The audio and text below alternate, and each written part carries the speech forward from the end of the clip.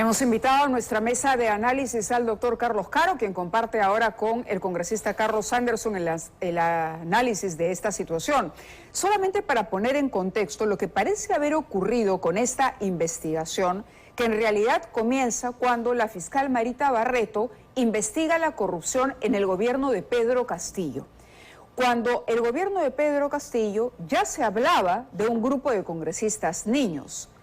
Obviamente, a la fiscal Barreto no le tocaba investigar al presidente, investigaba a todos los otros involucrados en esta trama de corrupción. Pero en el camino surgen colaboradores eficaces, en el camino surge información, y esa información es la que parece haber llevado, ¿no?, a lo que hoy estamos conociendo, estos nuevos nexos entre ese grupo de congresistas que no eran exclusivamente un grupo de parlamentarios de Acción Popular, los 6 iniciales, sino que eran muchos más con problemas legales. Es decir, lo de Marita Barreto empieza con Castillo y continúa durante el cambio de gobierno Dina Boluarte. Y es más, se señala que la fiscal de la Nación le habría pedido a Marita Barreto toda la información sobre esa continuación de las investigaciones. Congresista Anderson, luego le doy la palabra al doctor Caro, pero ¿qué nos dice sobre lo que ha encontrado Thalía esta noche? Lo que tú me estás diciendo, la verdad que son noticias para mí, ¿no? Evidentemente no soy abogado, entonces no, hay cosas que no puedo medir, y mi vida en el Congreso es un poco limitada porque al no tener bancada, digamos. Pero sabíamos que ya había congresistas sí, que protegían a Castillo por motivos subalternos, ¿no? Totalmente, ¿no? Y hay votaciones pues que explican, o mejor dicho, que no se explicaban, que ahora se entienden mucho mejor. O intereses, por ejemplo. Yo cuestioné, por ejemplo, a la congresista Chirinos, ¿no?, con el tema de la Junta Nacional de Justicia, porque decía, a ver, si era tan evidente la falta grave, etcétera, ¿por qué no la hicieron 2 años atrás, no? O sea, yo no entendía digamos, el apasionamiento. O sea, yo entiendo, digamos, el ánimo fiscalizador, pero a veces uno identificaba, pues, hasta odio, ¿no? Dice, pero ¿de dónde, no? O sea, yo tengo causas, ¿verdad? Pero eso siempre me sigue llamando la atención, ¿no?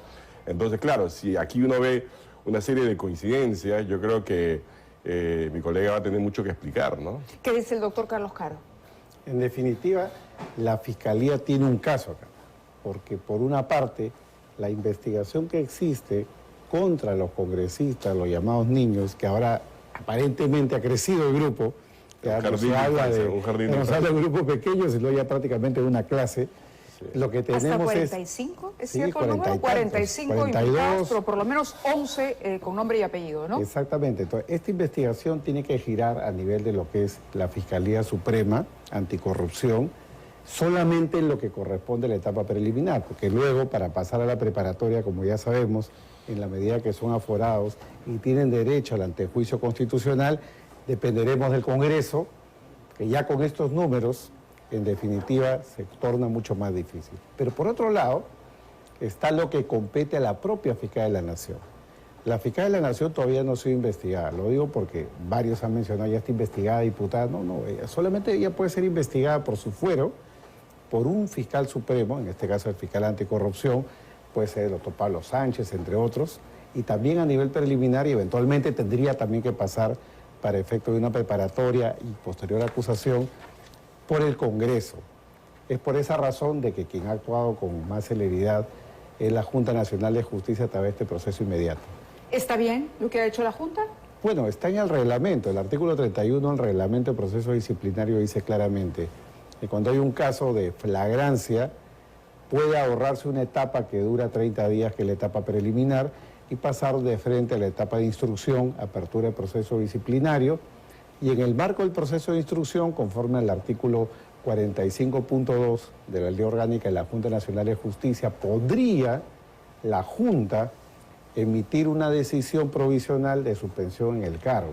Pero ahí va a tener, si me permiten, ¿no? La Junta Nacional va a tener que hilar fino, ¿no? Porque, por un lado, acusan al Congreso, por ejemplo, de haber estar llevando a cabo un proceso, digamos, ad hoc, específicamente para ello, que no está, digamos, reglamentado por ley, ¿no? Que ha sido una invención. En el caso de la Junta. En el caso de la Junta.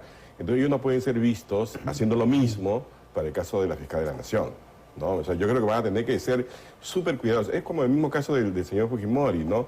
En general, estas decisiones que son tan controvertidas tienen que ser absolutamente impecables para que no sean, digamos, sujetos justamente de todo tipo de cuestionamiento, ¿no? Claro, va a ser imposible que no haya puntos de vista distintos, No, pero eso es distinto. y opiniones divergentes en torno a cualquier decisión que se tome, así como cuando el Congreso aprueba una norma, se dice, pero no tienen legitimidad, pero tiene la atribución.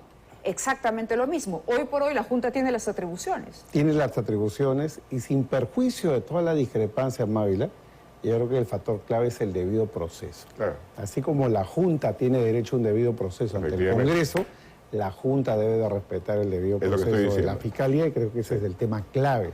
Entonces, nada de juicios express, nada de preacuerdos, nada de componendas. Lo que tiene que haber es un debido proceso, imputación, derecho de defensa, y la decisión de fondo que tome la Junta la tiene que hacer en los plazos regulares. El único tema es que si esto demora, va a ser un desgaste. Tenemos un ministerio público, claro, que no se puede mover. Por eso viene ahí el pedido justamente para que la fiscal, reconociendo que ese es el caso, ¿no?, diera un paso de costado. ¿Usted considera lo mismo? Sí, totalmente de acuerdo. Creo que ella debería de renunciar, no porque sea culpable de algo, sino porque ya está poniendo freno al desarrollo normal de la institución. A las actividades normales, al avance de la institución. Tenemos un comunicado de Fuerza Popular, dice Fujimori Libertad. Y vamos a destacar algunos de los párrafos. Dice, cabe resaltar la obligación de acatar de inmediato y sin reservas la resolución del Tribunal Constitucional conforme lo señala la Constitución y la ley peruana. Asimismo, rechazamos la narrativa de los cómplices del golpista Pedro Castillo, subrayando que las decisiones del TC son superiores a dichas opiniones sesgadas. Respecto a la arbitraria resolución de la Corte Interamericana de Derechos Humanos, somos categóricos en señalar que esta no puede reemplazar lo establecido por nuestra Constitución y por el TC. El pueblo fujimorista le exige a las autoridades judiciales y al INPE cumplan con la disposición del Tribunal Constitucional y dispongan la inmediata libertad del presidente Fujimori. Regresamos aquí al tema con el que abríamos el programa. Doctor Caro, nos faltaba conocer, ya había escuchado al congresista Anderson, ¿qué opina sobre esta decisión? ¿Fujimori puede ser liberado en las próximas horas? Desde mi punto de vista, el señor Fujimori debería estar libre independientemente de todo este debate. Pero si vamos al tema del debido proceso, hay que recordar algunas cosas. Primero, el TC declara fundada esta demanda habeas corpus el 17 de marzo del 22. Ordena la excarcelación, restituye el indulto. Pero el 30 de marzo, 13 días después, la Corte Interamericana dicta una medida cautelar que paraliza lo que ha dicho el TC. Es decir, la orden del TC de marzo del 22 está suspendida en sus efectos. Claro. Y lo que ha salido el 21 de noviembre, pero se ha conocido hoy, es decir, este auto aclaratorio del tribunal, no cambia nada. Lo único que hizo, oye, sobre mi sentencia de marzo del 22 no tengo nada que aclarar. Pero lo que dice, por ejemplo, el pronunciamiento del Partido Fuerza Popular dice, respecto a la arbitraria resolución de la Corte Interamericana de Derechos Humanos, somos categóricos en señalar que esta no puede reemplazar lo establecido por nuestra Constitución y por el Tribunal Constitucional. Es decir, le niega a la Corte la prerrogativa de suspender una decisión adoptada por el TC. Claro, eso implica un desconocimiento de lo que significa el orden internacional. ¿La Corte sí lo puede hacer? La Corte Interamericana tiene el poder de hacerlo. Que estemos de acuerdo o no, yo en lo personal soy absolutamente crítico de esa decisión, pero hay una orden. Y como tal, en la medida que el Perú sigue siendo parte del sistema interamericano, tiene que cumplir con la orden del sistema interamericano. ¿Qué pasa si se libera a Fujimori? ¿Qué podría hacer la Corte entonces? La Corte lo que podría hacer es aplicar una serie de sanciones contra el Estado peruano, porque el Estado peruano, ahí no se ve que el TCE, el Poder Judicial, se ve el Estado en su conjunto. El Estado es uno solo.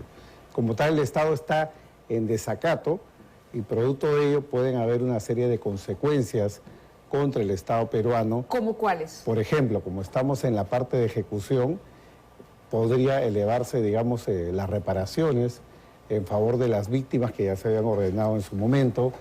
Podría suspenderse algunos derechos del Estado peruano a nivel de lo que es la OEA, porque esto emana del derecho internacional y el Perú es parte de la OEA y por lo tanto es parte del sistema interamericano.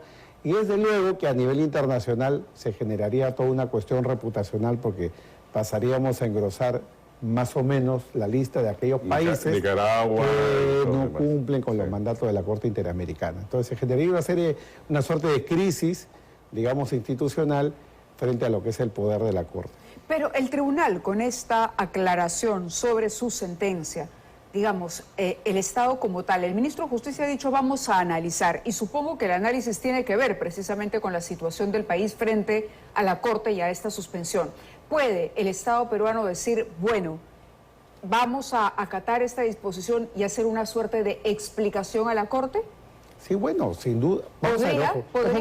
Ojo que el tribunal en este auto aclaratorio, porque es un auto, no es sentencia, sí, lo único que ha dicho, no tengo nada que aclarar, por lo tanto, volvemos al fallo de marzo del 2022, 17 de marzo, que ordena la excarcelación.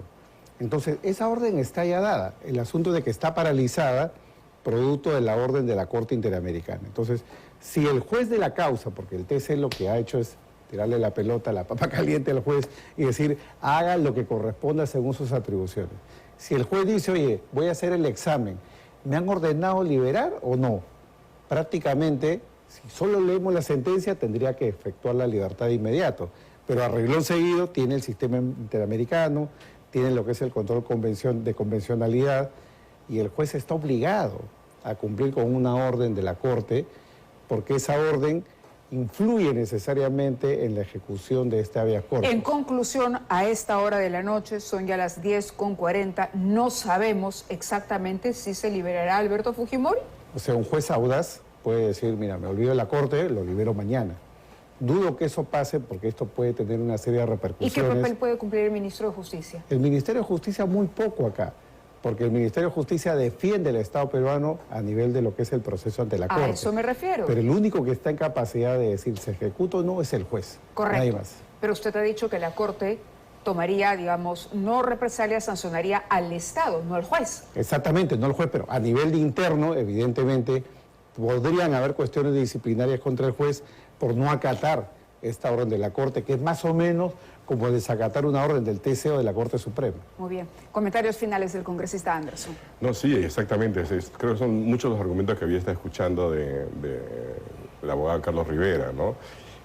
Yo creo que aquí hay un par de errores que se están cometiendo. Uno de ellos es ese comunicado de Fuerza Popular, porque parece básicamente es un comunicado, digamos, fortachón, de exigencias, cuando justamente lo que estoy diciendo es que para que esta, digamos, liberación, ¿no? Con la cual yo estoy de acuerdo, lo acabo de decir, ¿no? Sea inobjetable, tiene que ser hecho de acuerdo a ley, de acuerdo a los procedimientos, o sea, bájale un poquito el tono porque no cabe duda que hoy en día quien gobierna finalmente el país es el fujimorismo. O sea, y esto no es ser antifujimorista ni nada por el estilo. Ellos tienen todos los resortes del poder porque hay un vacío de poder desde el lado del Ejecutivo, y cuando hay un vacío de poder ahí no toma. Y ellos han sido muy hábiles en tomarlo. Esta vez no han necesitado 73 congresistas, les ha bastado 27, ¿no? Y bueno, y lo están haciendo con gusto, ¿no? Y ese es un error.